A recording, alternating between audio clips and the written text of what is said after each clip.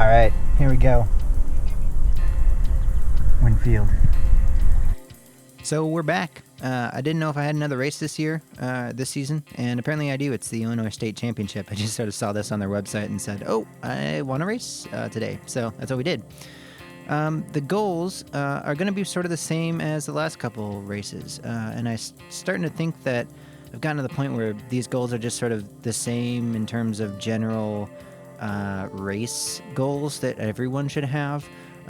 Things like positioning being fundamental and key to basically every race ever, whether you're a Cat 4, 5, 3, 2, 1, -1, -20, whatever, right?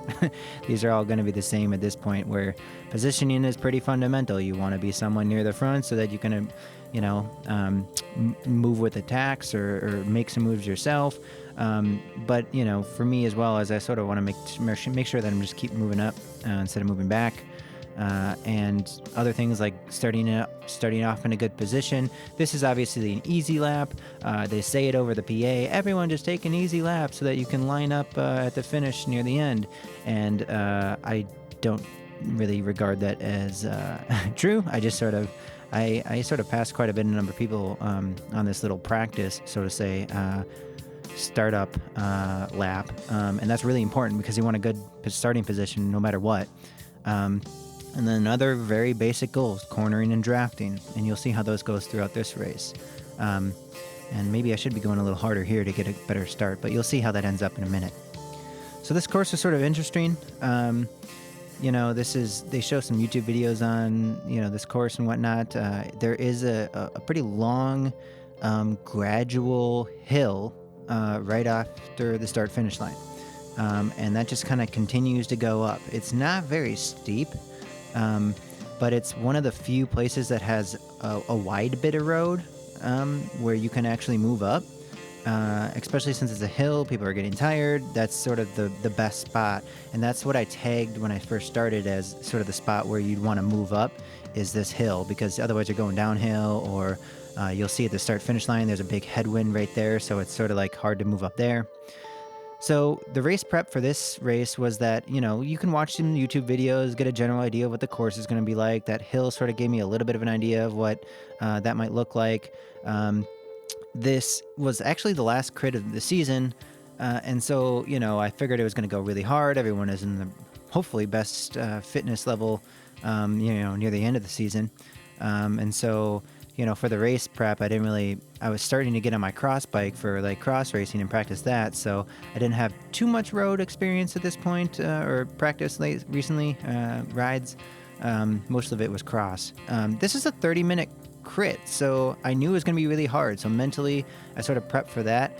I didn't really, unfortunately, have the ability to do some openers the day before. I was buying a phone or something. So I did sort of an intense ramp-up, warm-up, and sort of try to get to the line with as high a heart rate as I could.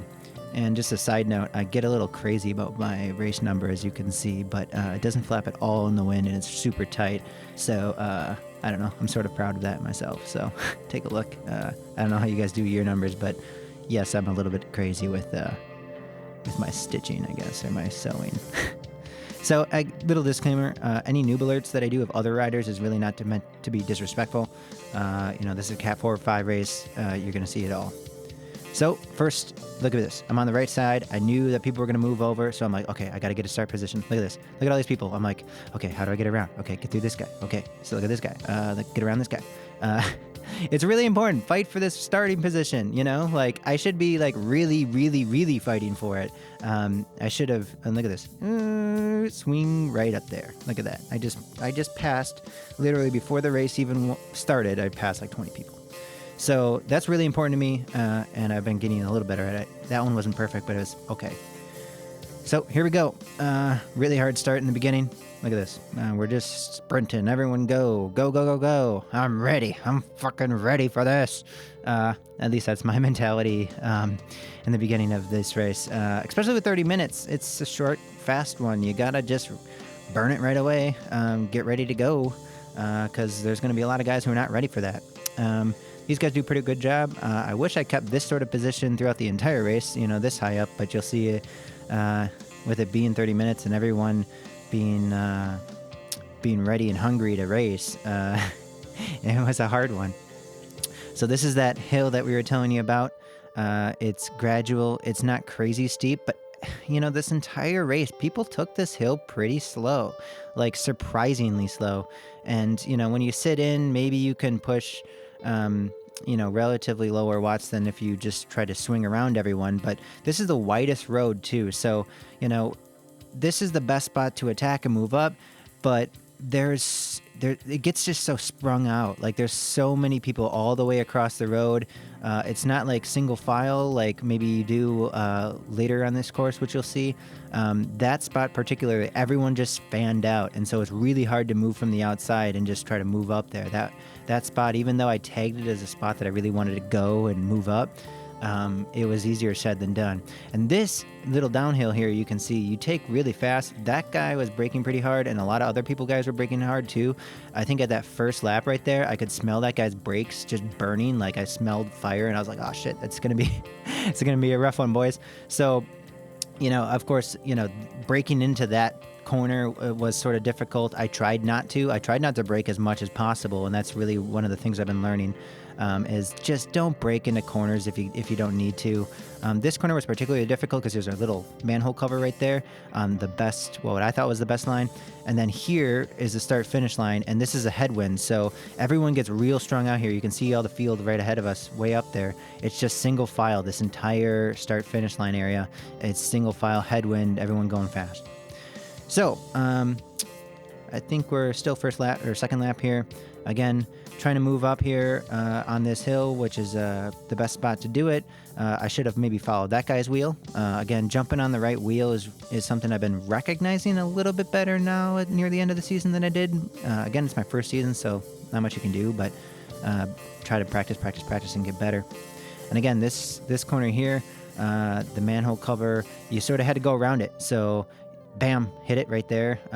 So that cornering failed, and luckily it didn't flat out, but you really got to be right on a wheel right here, because with the headwind, people are throwing down right here. And this guy's about to sort of letting a gap open, as you can see here, which makes me a little nervous because I can't let a gap like that form. But this guy's probably got a teammate up there. So I don't know if he was just taking it easy, thinking he already had a teammate up there. But this guy on the left goes, and of course I need to jump on that and move up. And that's exactly what I did. So that was sort of a good idea. I've been recognizing that a little bit better now.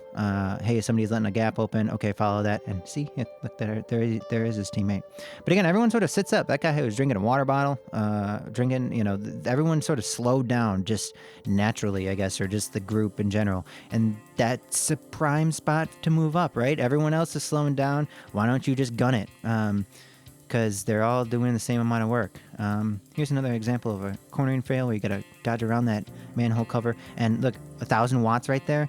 I could have just been right on that guy's wheel that entire corner and not be throwing down 1,000 watts out of that corner. I could have just been sitting directly on the wheel. You'll see this over and over this race, and that's something I really got to get better at, is cornering right behind someone's wheel versus what I think is the fastest line, and then eventually getting on that guy's wheel. If I just sit on that guy's wheel the entire time, even if he takes a slightly less than ideal line, that's okay.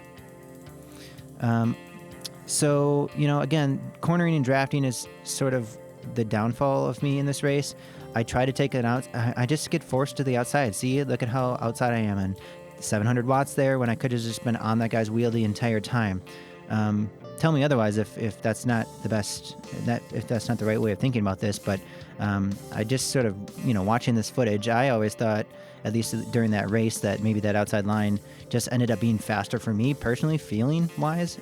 But, again, losing that wheel, no one really took a wheel from me because this is a Cat 4.5 and there's just not enough fighting for wheels like I think there should be.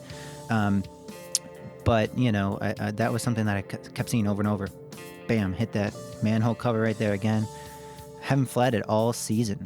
And I know I'm going to jinx myself by saying that, but I didn't flat all season. So luckily that manhole cover didn't do the same. And again, drafting right there is really important. So here we go. Look at this. Wide open road. Everyone just sprung out over the entire width of the road. And so I didn't really move up at all. That's unfortunate. Here we go with another cornering issue where, oh, I go to the outside. He sort of pushes me. Oh, man, I sort of have to swing around this guy. He looks at me like, oh, what's going on? Okay, I'm going to draft on you. So, try to, salvage that poor corner. Here's another example. Look at them all completely spread across the road. What am I going to do? Go around the outside? Not going to really happen there, unfortunately. So I don't know if there's a way, unless you're at the front, it's you got to be near the front enough that you don't have to go around that entire group. Look at this noobler. Let's see what happens here. Oh, this guy goes off the road. Look. Oh, there he goes. He's on the sidewalk. Gets back on. And then right here, maybe I should have stuck on this higher gear teammate's wheel. But, I said, hey, you're good, man. Keep it up. Get up here and let him in. So that was just sort of being nice, I guess. Here, for some reason, I drop a wheel. I don't know why. I think maybe part of it was that, going up to this uphill, I realized that I could sort of get back on relatively easy because everyone was taking this hill easy. So, again, a slow and steady catch back up is better than just a burst of energy. So maybe I did the right thing there, where now I'm still back in it. I did drop a wheel, but I didn't really lose anything. Here's another noob alert. Let's see what happens here.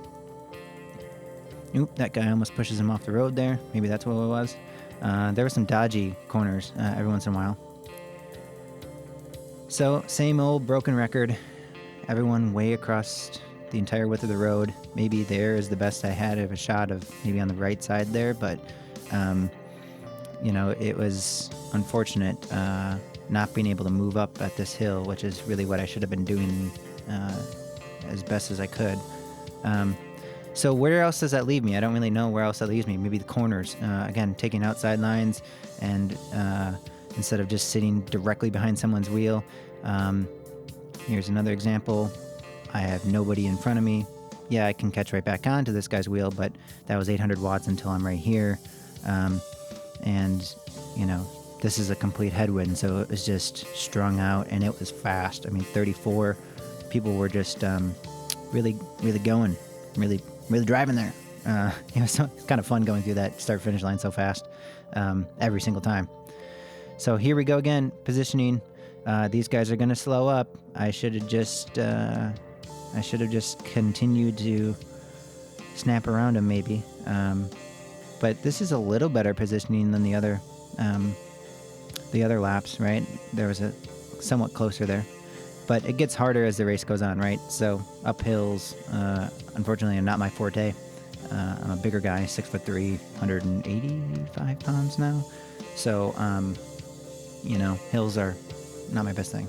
Oh, that guy almost hit that hay barrel that was protecting the mailbox. What's going on here? Oh, this guy right here, he's about to swing around, and I'm about to push to the outside. Oh, almost crashed there. That was fun. I don't know if he was just going backwards or what, but and here we go again. My positioning wasn't very good here. I sort of took that corner not on the best line, and here we go again. I'm sitting on a guy who's allowing a gap to open. That's really bad, and luckily I recognize it. And I knew that this hill was coming up, so just like every other lap, it shouldn't have been a big deal. I see this guy on my right. I see two guys behind him, I think, and I'm like, okay, I gotta jump on this train pulling me up. Sweet. So I'm really happy that I've been able to do that a lot lately, where I see somebody moving up, I'm able to jump on their wheel as I should, and let him do all the work and pull me all the way back up to where I need to be. Now, the thing is, I probably should have just continued following this guy here, I think. He gets to a certain point, and there's an attack on the front there that you can see. I should have just continued to follow that guy. I think I got a little tired.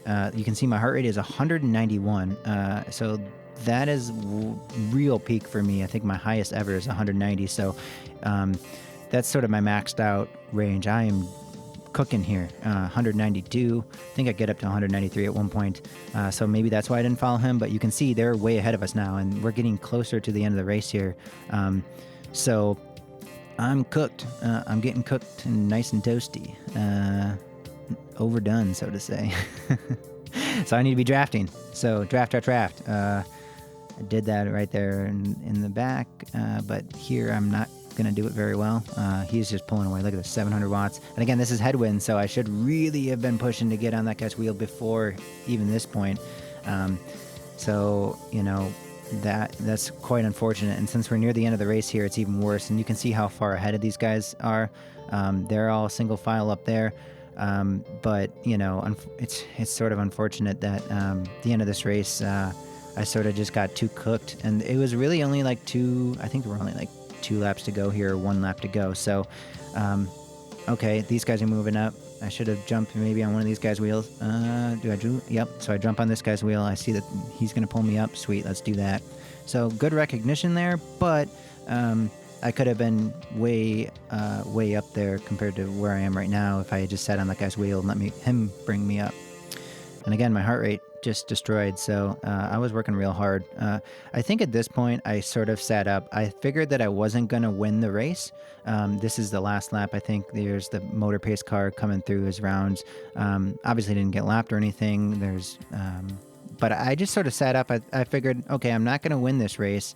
But, you know, I'm sort of disappointed after this race because you'll see from the results that I did okay. I did 6th in Category 5. I think I did 20-something on the overall. So, you know, 6 is my best placement of the season. And so maybe had I really gone all out and passed or been on, you know, one of these 2 or 3 guys ahead of me, I would have gotten 5th in Category 5 or whatever. But sort of disappointing that I sat up and gave up thinking that I wasn't going to really win, but I still had some points to get potentially. So don't ever give up. The lesson of the story is that, you know, the lesson of the race here. So I had quite a bit of failures, but this was a hard one. These guys are all really good. Illinois guys are just, they can push it pretty hard. So I had a great time at this race. It was a fun one. My stats were pretty good. Again, my heart rate sort of maxed out near the end there, and that's, you know, just because it was a 30-minute race that you really go hard on. So the lessons here, again, awareness of when to move up. I've been getting better at that, getting a good start position. I could have done a little better, but I did okay in this race. Starting really hard, just going all out, first lap, second lap, as you know, as a lot of these guys are going to do. Positioning was not the best, cornering was not the best, drafting was not the best, and I think that's going to continue to get better with time. You can see my Strava profile there and my band, my music that I make for this video. So we will have some cross videos coming up. I don't know exactly, you know, I get a little nervous about putting my Garmin on a cross bike because I anticipate crashing a little bit. I already crashed earlier in the season, which I might have a race video on that later, maybe in a couple weeks if I really care to. But I crashed in that and broke my Garmin. So I, you know, in a cross race, I kind of feel like I might be more prone to crash and then break my Garmin again. Maybe I get a cheaper one for those. I don't know. But I'll at least have video during this upcoming cross season. So that's going to be pretty fun to show you guys. I already have my first cross race under my belt, and have a video of that I'll show you.